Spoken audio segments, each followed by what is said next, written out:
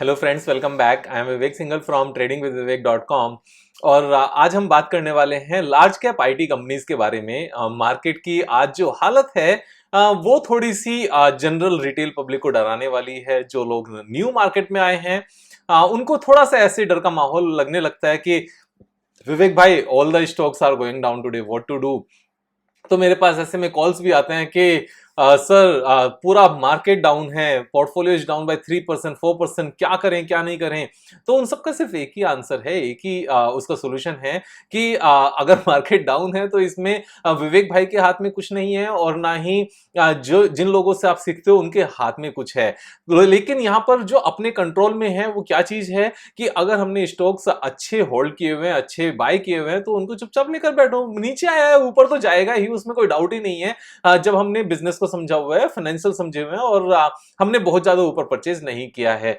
अब ऐसे में एक और बात आती है कि अगर हमें यहां पर कुछ एवरेजिंग करनी हो तो किस स्टॉक में करनी चाहिए। तो इस चीज को लेकर आज निफ्टी आईटी जो इंडेक्स है उसको लेकर मैं थोड़ी सी आपको वर्किंग दिखाने वाला हूं, जिससे आपको नई चीजें भी सीखने को मिलेंगी, आपका डिसीजन भी थोड़ा सा अच्छा हो पाएगा, आप खुद से डिसाइड भी कर पाओगे वेदर यू शुड बाय मोर और सिर्फ जो एग्जिस्टिंग आपके पोर्टफोलियो में होल्डिंग्स है सिर्फ उसको होल्ड करना चाहिए, थोड़ा सा निकल भी जाना चाहिए। तो सारी चीजें आप समझ पाओगे, क्योंकि हमें कोई भी डिसीजन सिर्फ और सिर्फ समझ कर लेना चाहिए। सिर्फ हवा में ऐसे कोई भी डिसीजन नहीं ले लेना चाहिए कि हाँ जस्ट मार्केट गिर गई, डर लग गया तो वहां से निकल गए। ऐसे हमें कभी भी नहीं करना चाहिए। तो जब मैं आपको स्क्रीन पर लेकर चलता हूं, स्क्रीन पर लेकर चलते हुए मैं यहां पर आपको निफ्टी आईटी इंडेक्स का एक बार चार्ट दिखाता हूं कि निफ्टी आईटी इंडेक्स कर क्या रहा है और आज की डेट में उसकी सिचुएशन क्या है। तो अगर आप यहां पर देखो 26,743, it is being a very strong support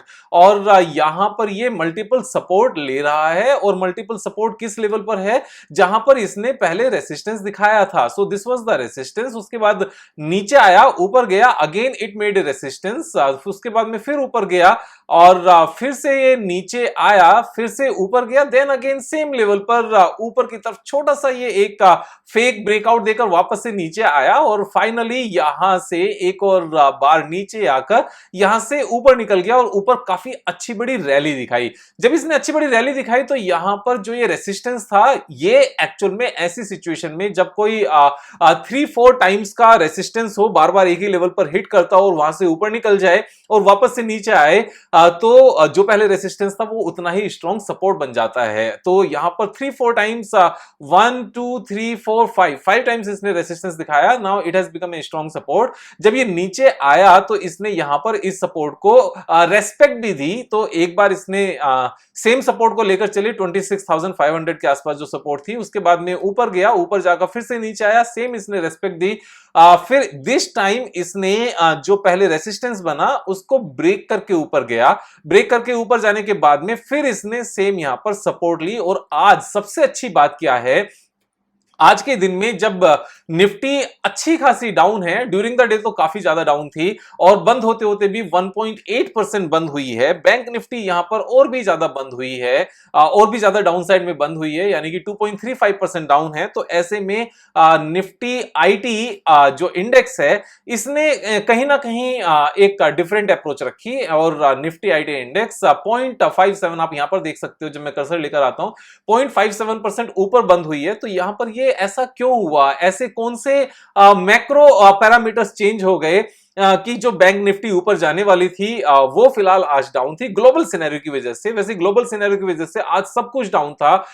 each and every stock was down, चाहे वो लार्ज कैप है, मिड कैप है, स्मॉल कैप है। It was a broader sell off in the market जो टेम्परेरी है मेरे हिसाब से, उसमें कोई डाउट नहीं है। Market is to go up, next 2 years are going to be a full bull run. I know, I understand, I have already made videos on this topic. लेकिन आज जो हमारा टॉपिक है वो निफ्टी आईटी इंडेक्स का है। Nifty IT index में ऐसा हुआ क्या कि इसने कॉन्ट्रा अप्रोच दिखा दी। तो कॉन्ट्रा अप्रोच दिखाने का सबसे बड़ा रीजन क्या है कि पहले भी जो पहले यहां पर रेसिस्टेंस था आईटी इंडेक्स में, सेम यहां पर सपोर्ट बनी हुई थी, सेम सपोर्ट ली। लेकिन एक का स्ट्रक्चरल जो चेंज आया है उसको आप देख सकते हो यूएसडी आईएनआर के रेट से। तो यूएसडी आईएनआर का जब हम रेट देखते हैं तो यहां क्या नजर आता है कि आईएनआर यहां पर गिर चुका है, यूएसडी आईएनआर के कंपैरिजन में जो पहले 80 रुपीस के अंदर अंदर ट्रेड कर रहा था dollar, that has gone up to 81.57 within last 3 days. तो लास्ट 3 डेज में 1.5 रुपीस का ऊपर जाना,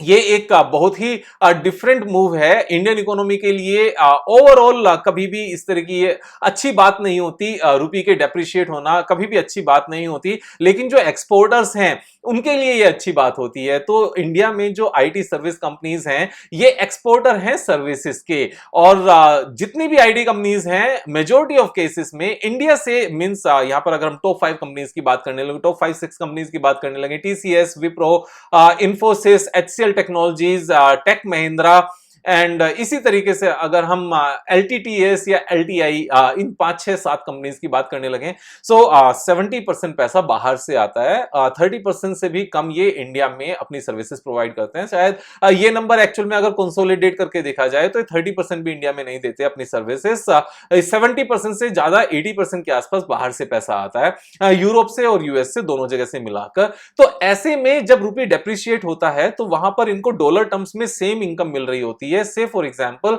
अगर $1000 वहां से मिल रहे हैं तो पहले जो इंडिया में कन्वर्ट होकर $1000 को इंडिया में कन्वर्ट कर 80,000 रुपीस बन रहे थे, अभी क्योंकि रुपये का प्राइस गिर गया है, डॉलर महंगा हो गया है, डॉलर 80 से बढ़कर 81.5 हो गया है, तो $1000 के बदले जो पहले 80,000 रुपीस मिल रहे थे अभी 4 डेज बैक तक, अभी वो कितने मिलेंगे? $81,500 मिलेंगे। क्या ऐसे में कंपनी के खर्चे बढ़ गए? नो, कंपनी के खर्चे सेम है, क्योंकि जितनी भी सैलरी जाती है मेजॉरिटी ऑफ केसेस में वो सारा इंडियन रुपीस में जाती है और इंडियन रुपये में कुछ भी चेंजेस नहीं है। लेकिन जब ये रेवेन्यू वहां से आने की बात होती है तो खर्चा कहां हो रहा है?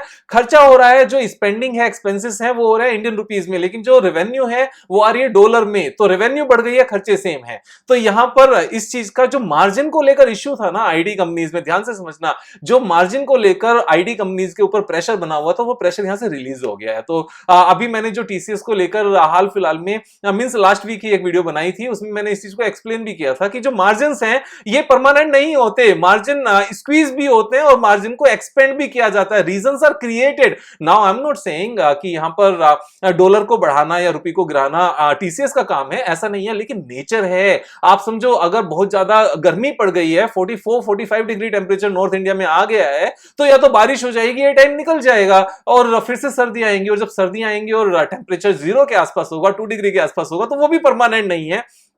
यहां पर स्टॉक मार्केट में मार्जिन का स्क्वीज होना या मार्जिन का एक्सपेंड होना, इस चीज को अगर परमानेंट समझ लिया जाए तो ये हमारी इग्नोरेंस है। और ये इग्नोरेंस क्यों है? क्योंकि हमने शायद सीखा नहीं है, पढ़ा नहीं है, मेहनत नहीं की है, सिर्फ और सिर्फ टिप्स के ऊपर ध्यान दिया हुआ है। यहां पर टिप्स से बचना है। तो यहां अगर आप इस चीज को ध्यान से समझोगे, ये जो यहां से एक्सपेंशन हुआ है, डॉलर जो यहां पर महंगा हुआ है, यहां पर मैं ब्रश पिक करता हूं, ये जो महंगा हुआ है, आप ये समझकर चलो, ये सीधा सीधा इस बात का संकेत है कि यहां पर आईटी कंपनीज के मार्जिन्स बढ़ेंगे और उनकी जो प्रॉफिटेबिलिटी थोड़ी सी स्क्वीज हो रही थी, जो ग्रोथ स्क्वीज हो रही थी, वो यहां से एक्सपेंड करेगी। और यही रीजन है कि टीसीएस ने आज कॉन्ट्रा अप्रोच दिखाई। जब पूरी मार्केट डाउन है, each and every stock is down, TCS is up by 0.41%, Infosys is up by यहां पर कितने परसेंट अप है? This is 1.08%। विप्रो की अगर हम बात करने लगे, then Wipro is also up almost 0.11%। यहां पर टेक महिंद्रा को भी हम एक बार देख लेते हैं, और टेक महिंद्रा को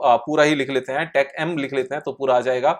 यस, टेक महिंद्रा भी यहां पर ऊपर ही है, ऊपर नहीं है, 0.21% माइनस है, तो बहुत ज्यादा माइनस नहीं है। एलटीआई की अगर हम बात करें, थोड़े से 3-4-5 स्टॉक देख लेते हैं तो थोड़ा सा हमें कंफर्मेशन हो जाएगी। So this is just flat, LTI is flat. LTTS की अगर हम बात करने लगे, एलटीटीएस इज इन प्लस 0.73%। तो यहां पर जब हम निफ्टी आईटी की बात कर रहे हैं तो ये सारी चीजें समझ में आती हैं। ये सारी चीजें कब समझ में नहीं आती, आपको इस बात का पता है? ये सब चीजें हमें तब समझ में नहीं आती जब हम टीवी पर बैठकर शोर शराबा सुन रहे होते हैं, टीवी पर बैठकर डर रहे होते हैं, उनके डराने की स्टाइल से हम और ज्यादा भयभीत हो रहे होते हैं, लग रहा होता है कि सब कुछ छोड़ छाड़ के भाग जाओ, मार्केट खत्म हो जाएगी। मार्केट की मैं आपको एक चीज बताऊं, मार्केट खत्म होने से पहले सब लोगों की नौकरी छूटेंगी, मार्केट खत्म होने से पहले जो बैंक्स हैं वो दिवालिया होंगे, मार्केट बंद होने से पहले फिक्स्ड डिपॉजिट है वो खत्म हो जाएगी, वो पैसे नहीं मिलेंगे, और मार्केट खत्म होने से पहले जो गोल्ड का रेट आज की डेट में इंडिया में 50,000 के आसपास है, शायद ये 5 लाख पहुंच जाएगा। मार्केट तब खत्म खत्म होगी और तब भी खत्म नहीं होगी, उसके बाद चीजें नॉर्मल होंगी और वापस से मार्केट फिर से ऊपर आएगी। मार्केट तो कभी भी खत्म नहीं हुई, ये सिर्फ और सिर्फ अगेन हमारी इग्नोरेंस है। इग्नोरेंस एक्चुअली थोड़ा सा सॉफ्ट सा वर्ड है, इसलिए मैं इग्नोरेंस की बात कर रहा हूं। अदरवाइज अगर इसको एक नॉर्मल जनरल सी बात करूं तो ये हमारी मूर्खता है, ये हमारी फुलिशनेस है कि हम ये समझ लें कि मार्केट खत्म हो जाएगी। मार्केट नीचे आई है तो ऊपर जाने के लिए, इस बात को जब तक नहीं समझ पाएंगे मार्केट से पैसा कमाना मुश्किल है। और इस तरह के माहौल में जैसा आज और 2-3 दिन से माहौल चल रहा है, ऐसे में पता है सबसे ज्यादा नुकसान किसका होता है? सबसे ज्यादा क्या, सिर्फ नुकसान ही उनका होता है जो एफ एंड ओ करते हैं और बहुत ज्यादा पैसे कमाने के चक्कर में, बहुत जल्दी पैसा कमाने के चक्कर में अपनी सैलरी को लेते रहते हैं, एफ एंड ओ में कॉल पुट खरीदते रहते हैं और एक झटका लगता है, ऑपरेटर सारा पैसा ले आता है। लेकिन अगर हम यही चीज कंपनीज के सोच समझ के स्टॉक्स को बाय करने में चलें और अगर नीचे स्टॉक्स चले जाएं, then we don't do anything, we will not sell because these are our own stock, our own money, no leverage, no margin,